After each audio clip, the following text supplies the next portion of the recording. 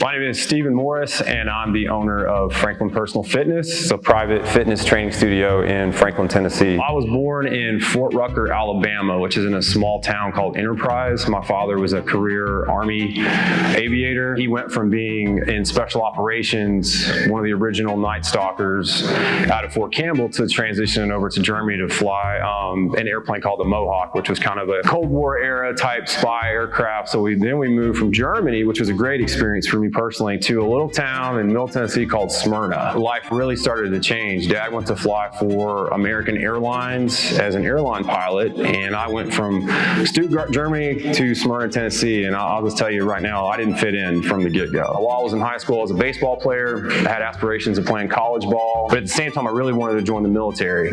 So I didn't get the baseball scholarship, was ready to join the Navy and serve my country, and my dad suggested that I try college out, and then decide to join the Navy. So instead of going enlisted, go in as an officer. So I started my college career at Lipscomb University. Didn't really fit in, and then I transitioned over to MTSU in Murfreesboro. And that's where I ended up graduating with an exercise science degree. Came out of school, trained a little bit at a couple local gyms in Franklin, Tennessee. Still really wanted to join the Navy. So I put my packet in, and I got selected for the Special Warfare Officer Program. And at 25, I swore into the United States Navy. Went to officer candidate school, and from there I went to SEAL training out in Coronado, California, known as BUDS, Basic Underwater Demolition SEAL Training. During this time, I thought I had the world in the palm of my hand. I thought I was going to live my dream. This is really where doubt started creeping in. I kind of started to not believe in myself anymore. Being in an environment with a bunch of A-type studs, it really started kind of weighing on me a little bit. Fast forward, I didn't get through SEAL training. I got injured, and as an officer, I was basically one and done. So then I had to kind of drop back and, okay, what am I going to do now? I ended up back in Franklin. A friend of mine was a police officer, and they recommended I apply for that department in Franklin. So I did that. Still was dealing with the failure side of not becoming a SEAL, and I was really struggling with depression, just that idea of failure, that I didn't make it. And that's where I really started to kind of get into drinking heavily. I started working as a police officer. I was excited, but I wasn't. I was still kind of chasing this dream that I never achieved. I went to a party one night that was a work party. I was heavily intoxicated. I ended up getting into a verbal argument with my wife at the time, and I was arrested.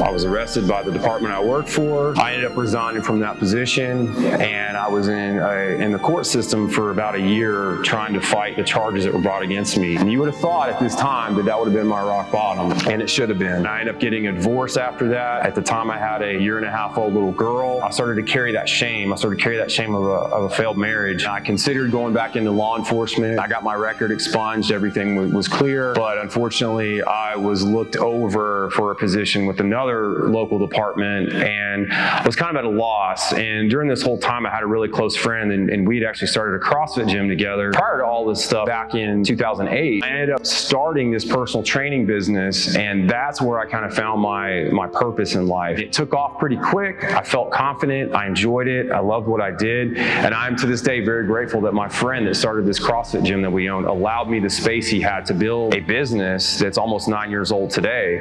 But during that time as a trainer, I still carried the shame, the sense of self-hatred, because I never achieved my dream of becoming a SEAL. And the only outlet I could find to satisfy that was alcohol. So even though I was a quote-unquote successful business owner, when I was at work, I looked the part, I acted the part, but at home, I would try to escape reality because I wasn't happy. My drinking continued to get more and more out of control. As the marriage continued on, we ended up having a little boy. I still continued on the weekends to find alcohol as my escape because I felt like I still had this self-hatred for not achieving my dream, and I didn't feel like I was worthy of the success I generated with my gym. Continued to have issues with my emotional health, struggled with depression. 2021, I was drinking heavily one night. My neighbor had invited me over, saw that he had some bourbon, made a comment about it. He offered me a bourbon, and at this time I had stopped drinking liquor altogether. I would just drink beer. So that led to 1 to 2 to 3 to however many. And I got really intoxicated, and my wife wasn't home at the time. And as she arrived back home, I was walking back to the house to meet her. She was angry with me because I was intoxicated. Thought, I'm gonna finish my cigar and I'll stay outside. I went to sit in a plastic Adirondack chair that was in my driveway. I put my hand behind me to grab the chair. The last thing I saw is I look up and I see my feet, and I tumble down the driveway. I get up, I kind of do a once over and check. I feel my face, and I look down, there's blood. I knew I'd done something stupid. Well, the blood didn't stop. And I get towels, I start putting it on my face,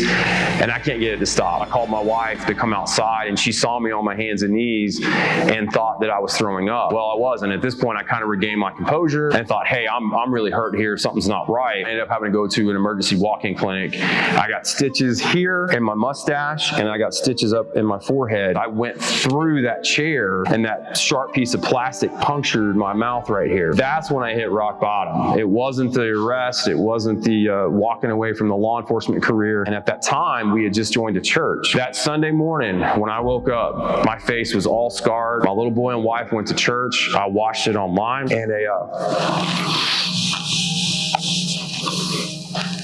really good friend of mine was doing the announcements that Sunday, and he said, I'd like to say a prayer for those that are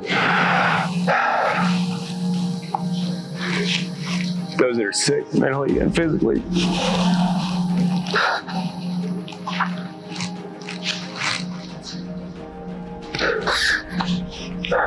I was sick both mentally, and I had the scars from the accident, and I realized, hey man, what are you doing? I talked to my friend at church that had done those announcements, and I asked him, I said, hey, is there a men's group here or something that I can join and get some help with this alcohol addiction? They started a group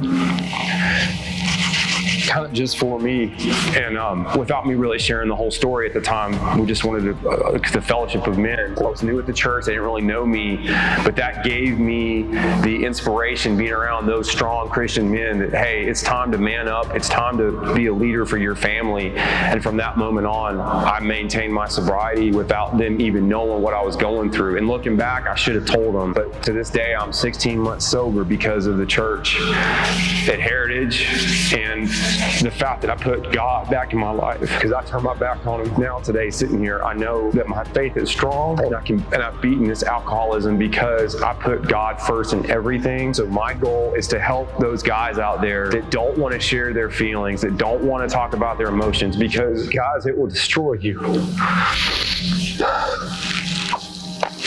I have lost everything because of alcohol. Everything but my faith, and I will never drink again. So guys, if you need help, I hope this inspires you to reach out, men out there. And I was the same guy. Don't want to talk about their emotions because they appear weak, and that's all BS. You're not weak to talk about your emotions. Your life holds meaning, and you are loved no matter what your past says or where you're at in your life. And if you've walked out on God like I did, he's still waiting on you. He's still opening his arms for you to come back. Live the best life you can live.